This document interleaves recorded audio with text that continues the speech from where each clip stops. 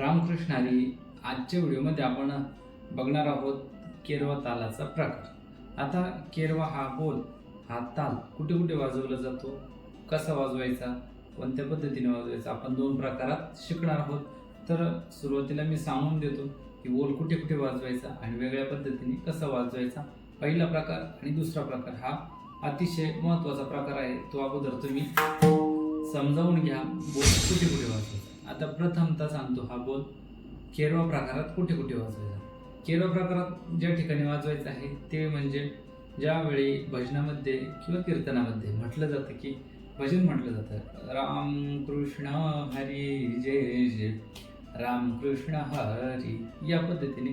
किंवा दुसरं जे भजन असेल तर ते आपलं श्रीकृष्ण गोविंद हरे मुरारी हे नाथ नारा, या तालामध्ये केरवा ताल.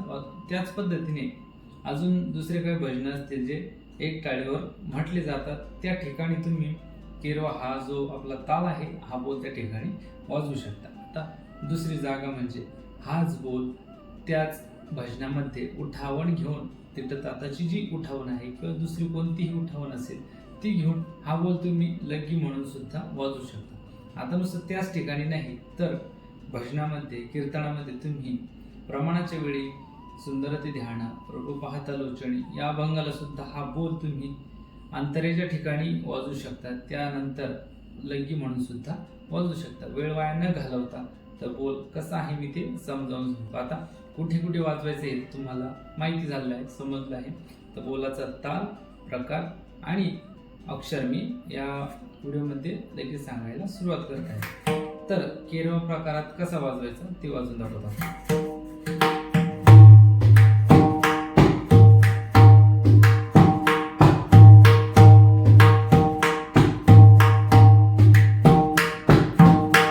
या पद्धतीने तुम्ही भजनामध्ये जे एका टाळीवरचे भजन असतात त्यामध्ये वाजवू शकता. आता हाच बोल लग्गीमध्ये कसा वाजतो ते बघा.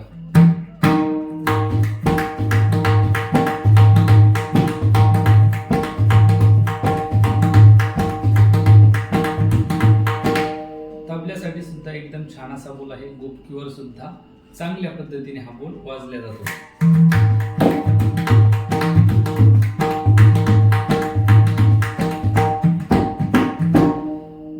पद्धतीने बोल आहे. तर केरव्याचा जो ताल आहे, जो प्रकार आहे, तो सुद्धा टाळीमध्ये बसवायचा आहे आणि तो म्हणायचा कसा आहे तर ते समजावून सांगतो. तर केरव्यामध्ये म्हणताना म्हणायचं आहे धा गिणती नक्क दिन. 2 मात्र्यामध्ये 4 मात्र्यामध्ये म्हटलं तर एकदम उत्तम बेस्ट आहे. धा गिणती नक धिन्ना, धा गिणती नक धिन्ना. आणि ज्या पद्धतीने म्हटलंय ना धा गिणती नक धिन्ना, त्याच पद्धतीने वाजवण्याचा प्रयत्न करायचा आहे.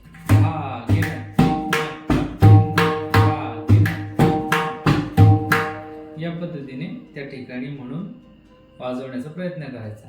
आता दुसरा जो प्रकार घेतला तो म्हणजे लग्गी प्रकार. आता लग्गीमध्ये म्हणताना 4 टाळीमध्येच म्हणायचं आहे, पण बोलाची जी लय आहे ती वेगळ्या पद्धतीने आहे. तर ती कशी म्हणायची, धागे न 3 नक्क धिन, धागे न 3 नक्क धिन, धागे न 3 नक्क धिन. बोलाची लय समजून घेणं फार महत्वाचं आहे.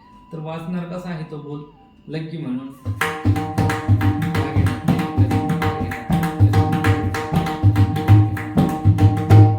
या पद्धतीने लग्गी म्हणून वाजणार आहे.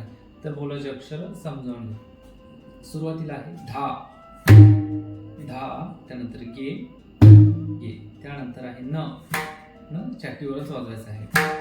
न, त्यानंतर ती, ती हा दोन्हीकडून आहे. माकडे क वाजवायचं आहे, इकडे मोकळं ती वाजवायचं आहे. धा गे न ती, धा गे न ती न क, न धुमाकडे खाली क आणि धिन्ना.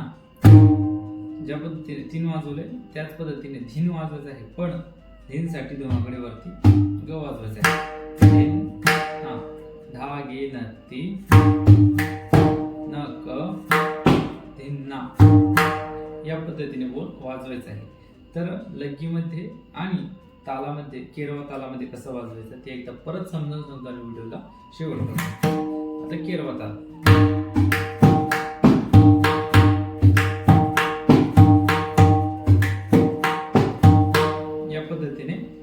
केरवा तालात वाजवायचा आहे आणि लग्गीमध्ये कसा वाजवायचा ते बघा.